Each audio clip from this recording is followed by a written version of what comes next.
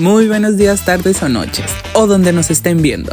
Esto es SS al aire, donde tocaremos temas como aportadores a la filosofía o qué pensaban estos aportadores sobre la existencia humana.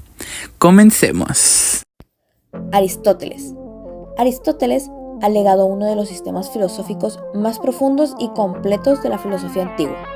Su pensamiento se extendió a todas las ramas de conocimiento: lógica, física, biología, psicología, metafísica, ética, política, sociología y estética. Aristóteles también realizó contribuciones significativas a la filosofía de la ciencia, abordando cuestiones como la naturaleza del conocimiento científico, la casualidad de la explicación de los fenómenos naturales y la clasificación de la ciencia según sus objetos de estudio. Estas son algunas de las muchas áreas en las que Aristóteles dejó su huella en la filosofía, y su influencia sigue siendo relevante en la actualidad en campos como la ética, la lógica y la metafísica. Un personaje muy mencionado en filosofía es Sócrates. Se sabe que nació en la antigua Grecia 470 años antes de Cristo, pero en cuanto a su vida personal o incluso el tipo de pensamiento que tenía, es difícil de comentar porque no dejó ningún escrito. Según los filósofos, él buscaba la manera de orientar a las personas en la búsqueda del bien y la justicia, y pensaba que éstas podían ser enseñadas a los demás. Muchas personas mencionan una de sus famosas frases: "Yo solo sé que no sé nada". Y al decir eso, Sócrates sostenía la idea de que somos sabios al aceptar que no sabemos nada. Y para explicarlo mejor, él creó la mayéutica, que se basa en guiar a las personas a descubrir conocimientos y verdades por sí solos a través de un proceso dialéctico de preguntas y respuestas. Visión idealista y trascendental. En sus obras filosóficas como La República y El Banquete, Platón plantea una visión idealista y trascendental de la naturaleza humana. Busca la verdad y la sabiduría a través de la búsqueda de las ideas eternas y perfectas. Platón sostiene que el verdadero significado de la vida no se encuentra en las cosas materiales y efímeras, sino en la búsqueda de la trascendencia y la conexión con lo divino. Para Platón, la naturaleza humana es compleja y está compuesta por tres partes: el intelecto, el espíritu y los deseos. El intelecto busca la verdad y la sabiduría, mientras que el espíritu busca el honor y la gloria. En la filosofía de Camus, el absurdo se refiere al conflicto entre nuestro deseo de sentido y el sinsentido inherente a nuestra existencia. Buscamos constantemente un propósito y un significado, pero el mundo no nos ofrece nada a cambio.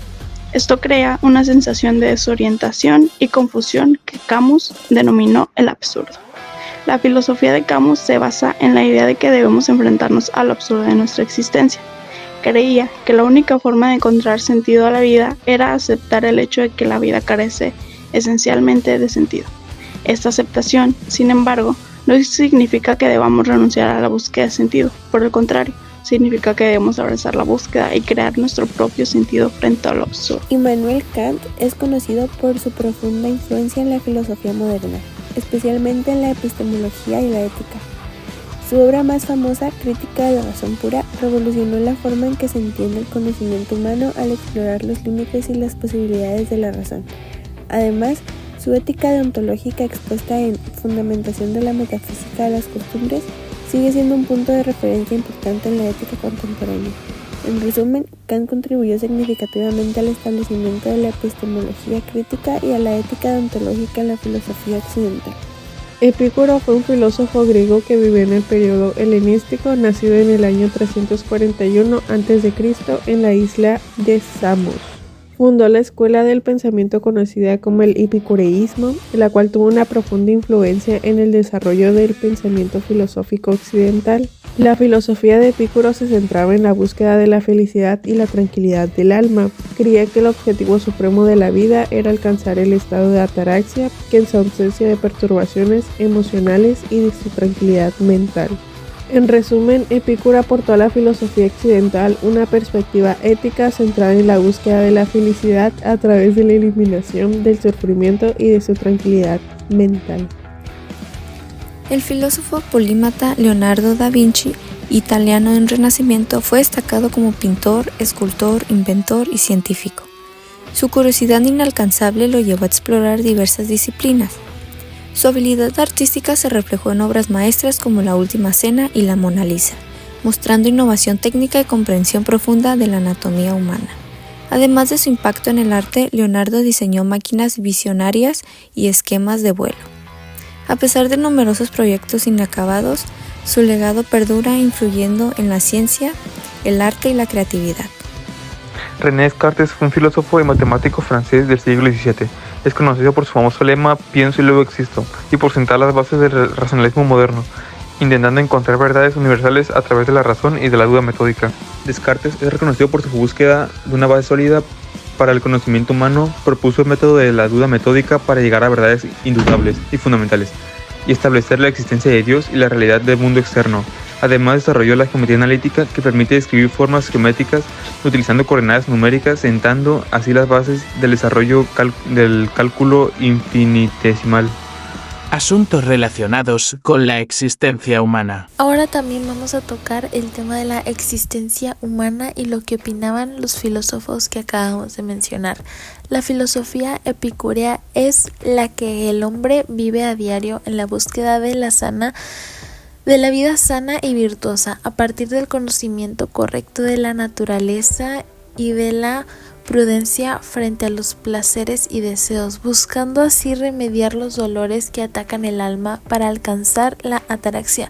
Según Kant, por el hecho de estar dotado de racionalidad, el ser humano es capaz de dictarse sus propias normas morales, siempre y cuando estén comprendidas como ley universal, es decir, los actos están permitidos siempre y cuando sirvan de ley universal para todos. Otro que también podemos usar de ejemplo es a Descartes, quien en su texto señaló: estoy seguro al menos de que existo, y de que existo como algo que piensa. Esto que soy no es el cuerpo, sino una sustancia cuya esencia consiste en pensar.